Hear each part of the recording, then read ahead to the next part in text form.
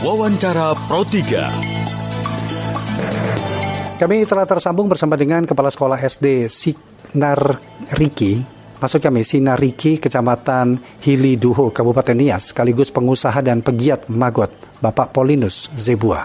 Pak Paulinus Zebua, selamat pagi. Selamat pagi, Pak. Selamat pagi, Pak. Iya, pemanfaatan limbah makan bergizi gratis atau limbah dari MBG dijadikan pakan Magot. Sejak kapan ini Bapak mulai mengolah limbah makanan bergizi gratis menjadi pakan Magot ini, Pak? Ya, terima kasih, Pak. Kalau di SD kita ini, sebenarnya sebelum ada MBG juga, kita sudah mulai memperkenalkan Magot ini sama anak-anak. Yaitu bagaimana mereka mengolah sampah organik itu untuk Magot. Dulu-dulu itu sebelum ada MBG itu, Magot sampah organik itu dibawa dari rumah. Tapi saat ini kita bersyukur dengan ada MBG, maka sisa-sisa MBG dari makanan anak-anak itu, maka mereka gunakan atau mereka berikan sebagai pakan Magot, Pak. Ya, alasan utama atau pertama kali kenapa tertarik untuk budidaya Magot ini? Karena kita lihat, Pak, di lingkungan sekolah kita juga itu banyak yang beternak ayam, Pak, beternak unggas, tapi mereka kadang-kadang kesulitan di pakannya. Tapi makanya dengan Magot maka bisa terbantu anak-anak kita di sini untuk pemotongan pembelian pakan pabrikan, Pak. Iya. Itu dasar utama kita. Kemudian di sisi lingkungan juga, Pak. Kadang-kadang kita lihat sampah-sampah organik itu dibuang kemana saja, dibuang di tempat sampah. Ya. Makanya kita berpandangan bagaimana kita olah sampah organik ini supaya berguna, Pak. Ya, Indonesia itu kan salah satu penghasil sisa makanan terbesar juga ini, Pak, ya. Oleh karena itu, ya, betul, Pak. Dengan adanya pegiat-pegiat Magot ini kan sangat membantu agar tidak terbuang secara sia-sia. Nah, ya, kalau kita bicara MBG ini kan setiap hari menunya berubah nih, Pak, ya. Beraneka menu, dan limbah makanan apa saja nih yang biasa digunakan yang untuk pakan Magot itu sendiri, Pak? Oke, Pak. Pada dasarnya, Pak, Magot itu dia tidak pilih-pilih jenis apanya. Yang penting dia sampah organik yang bisa diolah. Artinya bisa cepat busuk. Ya.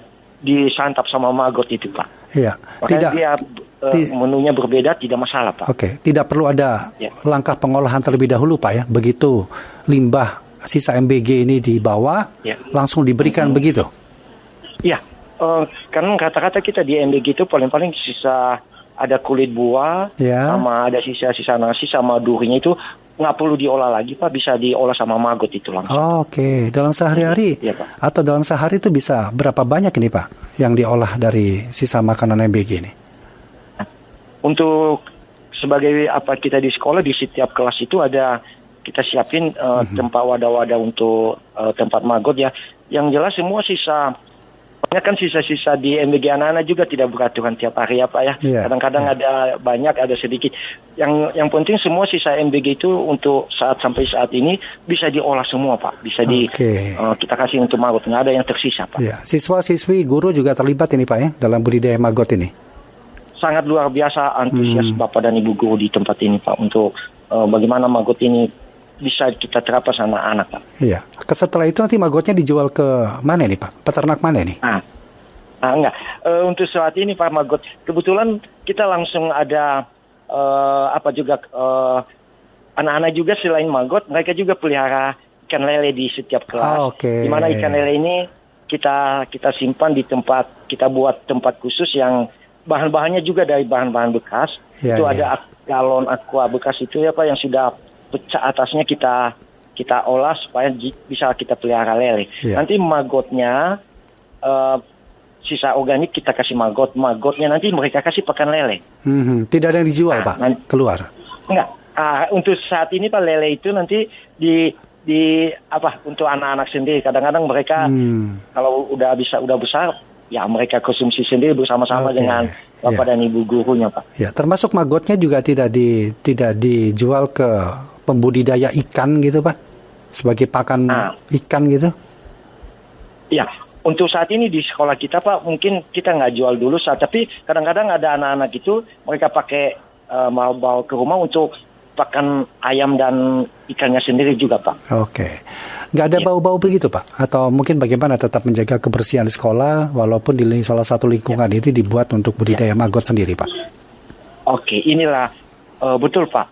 Memang selama ini kan sampah organik memang berbau Pak. Tapi ini kebalikannya Pak. Dengan maggot, sampah organik itu tidak berbau Pak. Karena maggot ini adalah satu pengurai sampah paling ampuh ya Pak ya. Artinya sampah yang berbau pun dia biokonversi supaya jangan tidak berbau Pak. Dijamin kelas-kelas anak-anak kita di tempat ini Pak tidak berbakteri dan tidak berbau Pak. Ya, apa pesan Bapak untuk sekolah-sekolah yang juga ingin mengikuti jejak membudidaya maggot ini Pak? Silakan. Ya, mungkin pesan-pesan saya untuk teman-teman saya, saudara-saudara saya di sekolah-sekolah di seluruh Indonesia juga, mari kita menanamkan salah satu karakter bagi sama anak-anak, bagaimana mereka bisa hebat mengolah sampah organik mereka di sekolah. Itu dengan biokonversi maggot. Di sisi lain juga kita bisa menanamkan anak-anak itu karakter kewirausahaan Pak. Dan inovasi Pak. Pak Paulinus, terima kasih banyak Pak ya sudah berbincang bersama kami Pro 3 RRI di kesempatan pagi hari ini Pak. Salam sehat, selamat pagi Pak. Ya, terima kasih Pak. Yahoo. Ya, demikian tadi Kepala Sekolah SD Sinariki, Kecamatan Hiliduho, Kabupaten Nias, yang juga pengusaha dan pegiat maggot, Paulinus Zebua. Wawancara Pro 3.